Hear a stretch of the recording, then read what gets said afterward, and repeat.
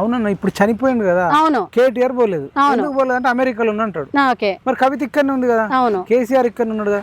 Even వాళ్ళ social media వేదిక కూడా మేము బాధపడుతున్నాం, మన ఆత్మకు శాంతి కలగాలని కూడా ఈవెన్ అలా సోషల్ మీడియాలో కూడా పెట్టలేదు. విచిత్రం ఏంటంటే ఇప్పుడు ప్రభుత్వంలో టీఆర్ఎస్ ప్రభుత్వంలో బీఆర్ఎస్ ప్రభుత్వంలో ఉంది కదండి, ఆయన చనిపోయింది.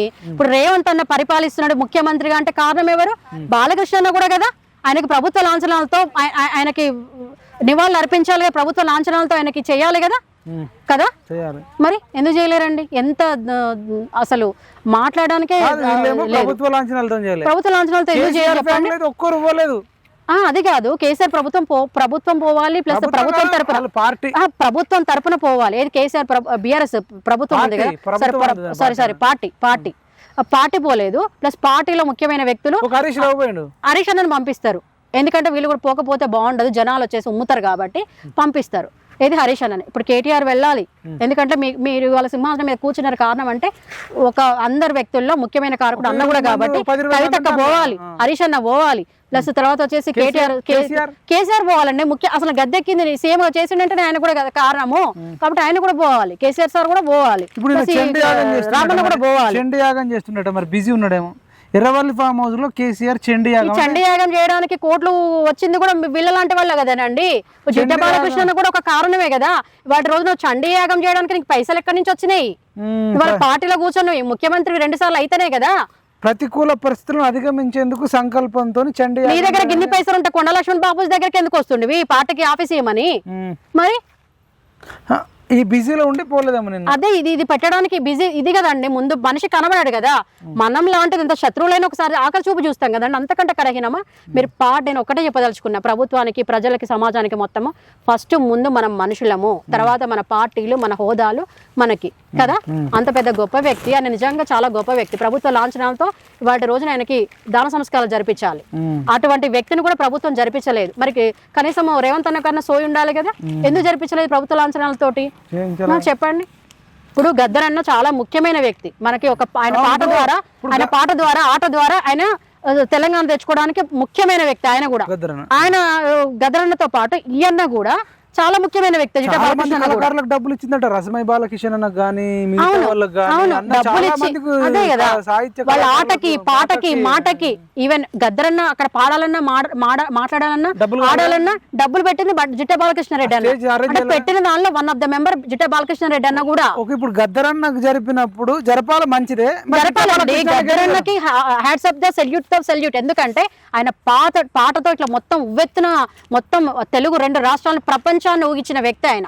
ఆయనకు జరపాలి. గద్దరన్నకు నిజంగా జిట్ట బాలకృష్ణ కూడా జరపాలి ప్రభుత్వ లాంఛనాలతో. దాన సంస్కారాలు ఘనంగా చేయాలి ప్రభుత్వం. అది వాళ్ళకి ఏంటో తెలుసా, వాళ్ళకు వచ్చేసి ఒక గర్వ కారణము. వాళ్ళకి అసలు ఆయనకి ప్రభుత్వ లాంఛనాలతో చేయడానికి పెట్టి పుట్టాలి వీళ్ళు. అసలు ఆ పుణ్యం చేసుకోవాలి కదా వీళ్ళు. మిస్ అయిపోయారు. అసలు ఆ వర్డ్ ఎంత మంచి పని అవుతుండే. ప్రజల్లో మీరు మిమ్మల్ని ఇక్కడ గుండెలో పెట్టుకుంటుండే కదా జిట్ట బాలకృష్ణ రెడ్డికి. మీరు దాన సంస్కారాలని ప్రభుత్వ లాంఛనాలతో చేస్తే వాళ్ళ ప్రజలు మిమ్మల్ని గుండెలో పెట్టుకుంటుండే. ఇప్పుడు వచ్చేసి టీఆర్ఎస్ ప్రభుత్వం మిమ్మల్ని చులకన చేసి మిమ్మల్ని నీళ్ళలో కలిపి మీ పైన తప్పుడు ప్రచారం చేస్తున్నందుకు ఎంత బాగుంటుండే. మీకు అర్హత కోల్పోయిననే చెప్పాలి. జిట్టా బాలకృష్ణ రెడ్డి అన్నకి ప్రభుత్వ లాంఛనాలతో చేయకపోవడం అర్హతను మీరు కోల్పోయిండ్రు. కాంగ్రెస్ ప్రభుత్వం కోల్పోయింది, రేవంత్ అన్న కోల్పోయిండు. ఇంకా అంతే. ఇప్పుడు ఆయన బీజేపీలోకి వెళ్ళిండు సార్. ఒక్క నిమిషం సార్. ఆయన బీజేపీలోకి వెళ్ళిండు, కాంగ్రెస్ లోకి వెళ్ళిండు, టీఆర్ఎస్ లోకి వచ్చిండు. ఈ 3 పార్టీలు ఏమీ చేయలేదండి. 3 పార్టీలు ఏమీ చేయలేదు. 3 పార్టీల కంటే ఎక్కువ వాడుకుంది ఎవరు? టీఆర్ఎస్ ప్రభుత్వమే. టీఆర్ఎస్ పార్టీని కోట్లాది రూపాయలు సొంత ఆస్తులు, సొంత డబ్బులు ఆయన రియల్ ఎస్టేట్ చేస్తుండే. ప్లస్ ఆయన సొంత ఆస్తులు తన తల్లిదండ్రులు సంపాదించినవి కావచ్చు, ఆయన సంపాదించినవి కావచ్చు. అమ్మడం కాదు అంటే చెప్తున్నా, కొంత అమ్మడం జరిగింది, ప్లస్ తర్వాత పెట్టడం జరిగింది. అట్లా రకరకాలుగా పెట్టిండు. కానీ ప్రజల దగ్గర నుంచి ఒక్క సొమ్ము దోచుకోలేదు.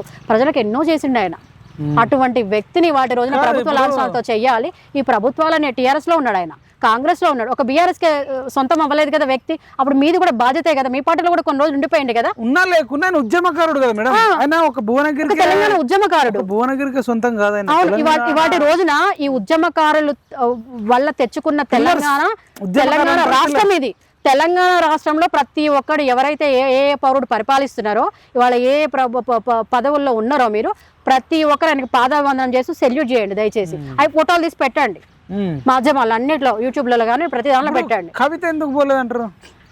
ఇక అది పోవాలండి. అర్చనలు ఇప్పుడు మీకే ఇంత బాధ ఉంది. మానవత్వం ఉండాలి కదా మనుషులకి. కవిత కూడా మీరు చెప్తే నేను చెప్తే వస్తుందా?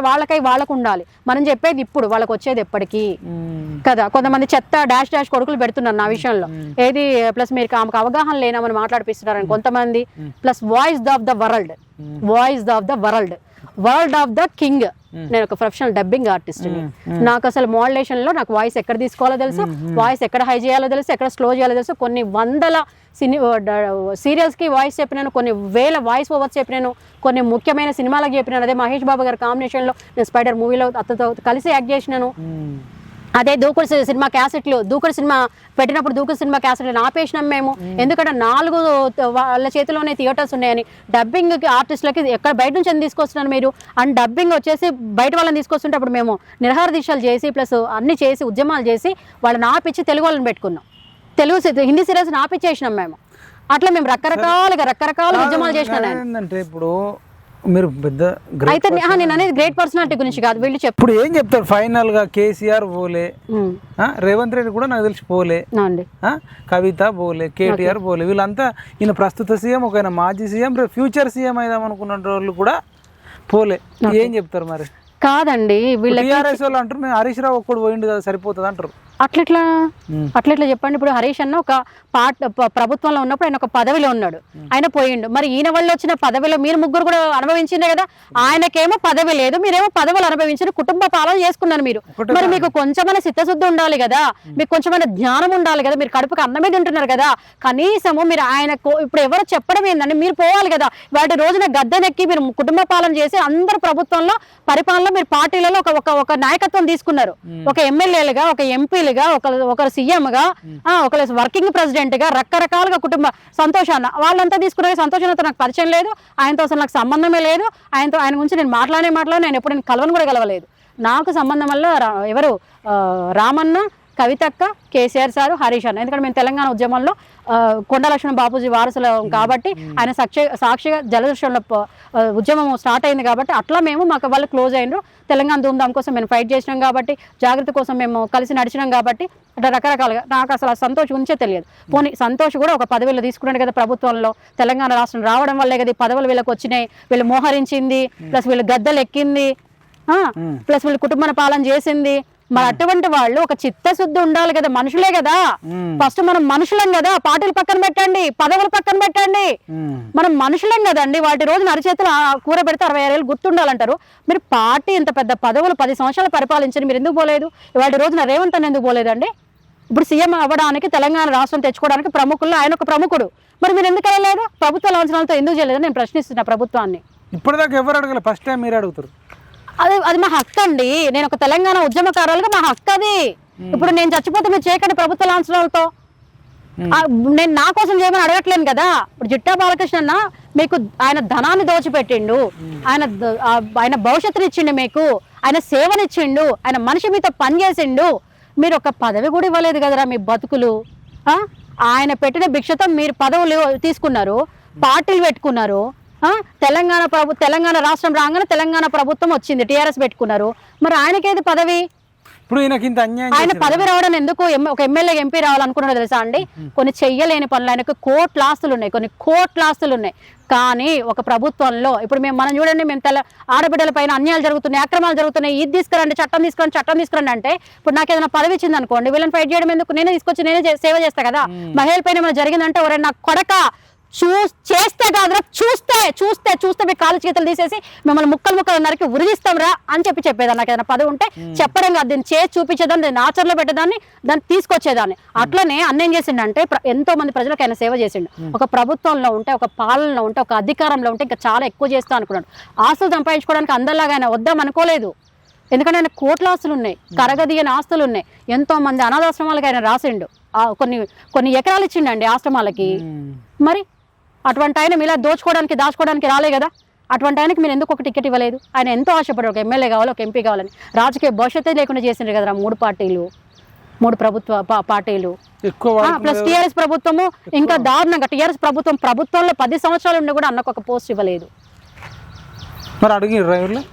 ఎవరు అడగాలి అంటే? వాళ్ళు మన పిచ్చోళ్ళ, జ్ఞానం లేదా వాళ్ళకి? వాళ్ళని ఎవరు అడగాలండి? వాళ్ళని అడగలేకనే వాళ్ళు నీచులు నేను అడిగాను ఏందన్న మీరు ఎందుకు బయటకు వచ్చాను అంటే చెత్తరా చెల్లె అక్కడ మొత్తం అంతా చెత్తరా చెల్లె అనే నేను ఇంకో పార్టీకి వచ్చేసి చెత్తరా చెల్లె అని చెప్పేసి నేను అడిగినాను అన్న ఏందన్నా ఇంత తెలంగాణ ఉద్యమం చేసి నువ్వు ఇప్పుడు ఎందుకు పోతున్నావు అన్న అంటే చెత్తరా చెల్లె అని చెప్పిండు సరే అని చెప్పేసి అవమానించారు మరి ఎందుకు అవమానించారు అంటే ఆయనకి ఎక్కడ పార్టీ వస్తే ఆయన పార్టీ ఉంది కదా పార్టీలో ఇప్పుడు ప్రముఖ పాత్ర వీళ్ళు పోషించారు వీళ్ళు గద్దెనెక్కి కుటుంబ పాలన చేస్తున్నారు మరి కుటుంబ పాలన చేసినప్పుడు ఈయనకు పోస్ట్ చేయడం జనాలు అడుగుతారు కాబట్టి ఈయన పోవాలని చెప్పేసి ఆయన అవమానించినప్పుడు ఆత్మ గౌరవం ఉన్న వ్యక్తి ఆయన బయటకు వచ్చేసింది కాదు 2009లో 8-9 ఎలక్షన్ అప్పుడు ముందు నీకు టికెట్ అనౌన్స్ చేస్తా బాలకృష్ణ అవును నువ్వు మంచిగా మీటింగ్ పెట్టి సభ పెట్టించిండు అక్కడ కొన్ని వేల మందితో మీటింగ్ పెట్టించి పెద్ద సభ పెట్టినట్టు అసలు ఇసుకరా వేస్తారాలన్నంత మనుషులు కేసీఆర్ వచ్చిండట చూసిండట మంచిగా మనకు అనౌన్స్ చేస్తుండ అందరి సమక్షంలో ఉన్నాడట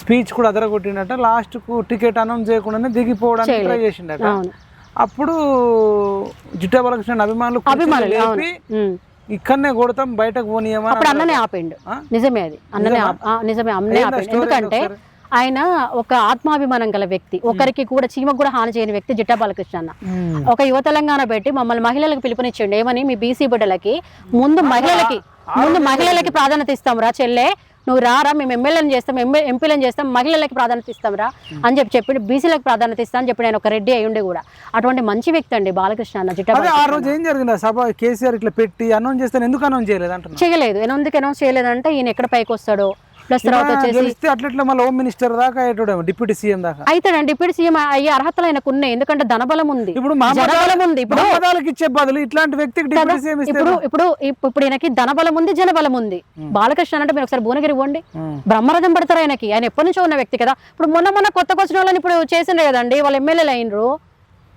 మరి అర్హతలైన వాళ్ళని ఎమ్మెల్యే చేసిండ్రు ఆ ప్రభుత్వం చేసింది ఈ ప్రభుత్వం చేసింది జిట్టా బాలకృష్ణారెడ్డి అన్న ఏ పాపం చేసిండండి అంటే మీరు వాళ్ళ తెలంగాణ రాష్ట్రం రావచ్చు మీరు ముఖ్యమంత్రులు ఉండడానికి మంత్రులు ఉండడానికి ఎమ్మెల్యేలు ఉండడానికి మీరు ఒక ప్రభుత్వ పాలన చేయడానికి కారణమైన జిట్టా బాలకృష్ణారెడ్డి అన్నకి మీరు ప్రభుత్వ లాంఛనాలతో ఏం చెయ్యరు అంటే మీరు మంచిని ప్రోత్సహించారు మీరు చెడునే ప్రోత్సహిస్తారు అక్కడ మమతా బెనర్జీ చెడునే ప్రోత్సహిస్తుంది ఇక్కడ మీరు చెడునే ప్రోత్సహిస్తారు అంటే మనుషుల్లో మారరు మీరు ప్రభుత్వాలు చెత్త పార్టీలు ఇవి